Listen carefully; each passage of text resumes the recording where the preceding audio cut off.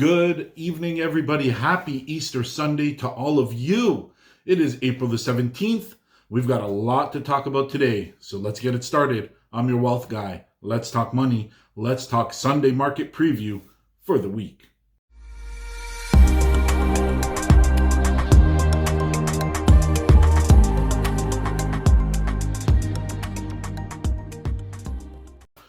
Okay, so like I said, we have a heck of a lot to talk about. Book full of notes, but let's start talking about last week to begin. As normal, always look back before we go forward. So last week we did see some important moves here. We saw gold actually move to the upside quite aggressively. We saw oil rebound, now back at 106, I believe.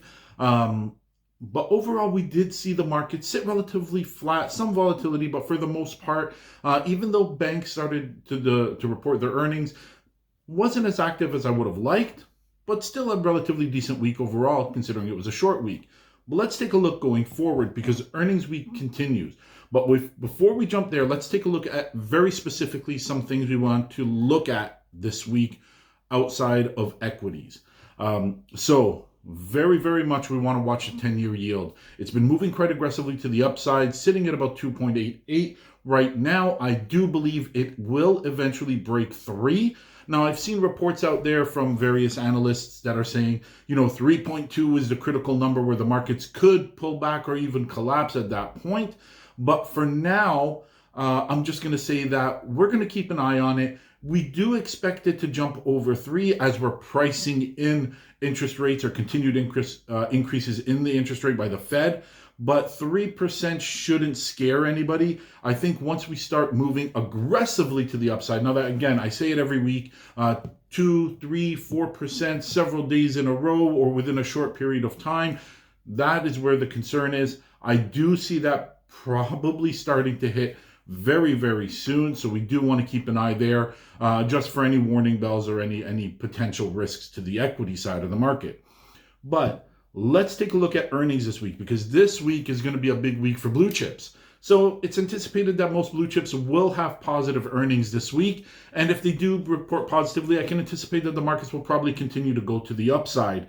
Now, I am thinking that tech could very possibly be a little bit oversold here. We haven't seen the upswing in tech like we have seen in equities after the interest rate bump to the upside. Yes, interest rate increases do pull back on tech a little bit as they're a very heavily leveraged sector.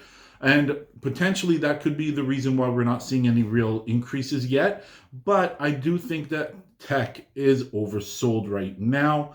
The setup, however, for the rest of the market looks like it's going to be a risk-on momentum for now, meaning that equities should move to the upside. And that's the way I'm going to probably play or at least anticipate any potential movement this week for investors. Now, if we take a look at other sectors, let's have a look at commodities today. Crude, as I mentioned, is over $106. I do believe we're going to see continued increases. Some of the reasons for that is the EU or the European Union is preparing for possible embargoes on Russian crude. Now, if that does happen, obviously there's going to be a restriction there and a decrease in the amount of output. And as a result, demand will not go down. And instead, we're going to see that demand stay probably pretty level, but we're not getting the oil reserves that we're looking for. Another area I want to look at within the commodity sector is natural gas. We could see a spike, and here's a problem. Again, we're going to have continued embargoes. We have Germany and Belgium have already publicly declared that they cannot work within the embargo limits, and that's because there is no supply or enough supply to last them. Now, the rest of the majority of the EU is saying that they can probably sustain themselves based on all the amounts that they have in storage, probably till the end of the summer. However, I don't know if that necessarily will be a factor. We have seen the US say that they are willing to step up and assist the European Union as far as as far as natural gas is concerned. But we'll see how that goes. Right now, natural gas is at a 13-year high. I really do anticipate it going up much, much, much higher from here. Take a look at agriculture. We have more bird flu spreading across the chickens. and most poultry. So we're seeing, I believe I read a report last week that said about 16 million chickens so far have gone to slaughter as a result of the bird flu spread. I know now it is here in Canada as well from reports that I've read. So we could very likely see a shortage in chicken because, we don't have enough shortages as far as agriculture is concerned. Other areas we're still looking at, manure is still a major issue. Wheat is a major issue. Rice is on the uptick as well.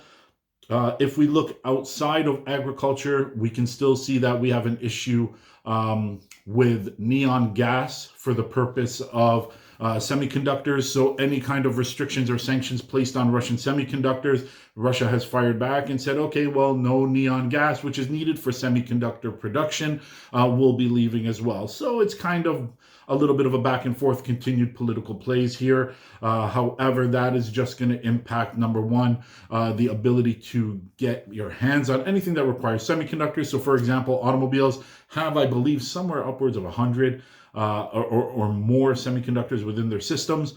So it's going to be a big problem as far as accessibility is concerned for the near term, and probably a little bit extended, as I don't see this Russian-Ukrainian war ending anytime soon. Taking a look at precious metals now. Gold could continue to move to the upside this week, and I do anticipate it will. Simply put, if you haven't seen my video that talks about why the case for gold now, you may want to go back. I believe I posted it on Thursday night, or I recorded it Thursday night, posted it Friday morning. However, feel free to take a look back. If you like it, please do like and share, subscribe. Even with this video, please do the same, and even comment. I'd love to hear your thoughts on what's going on in the market and where you see the markets going.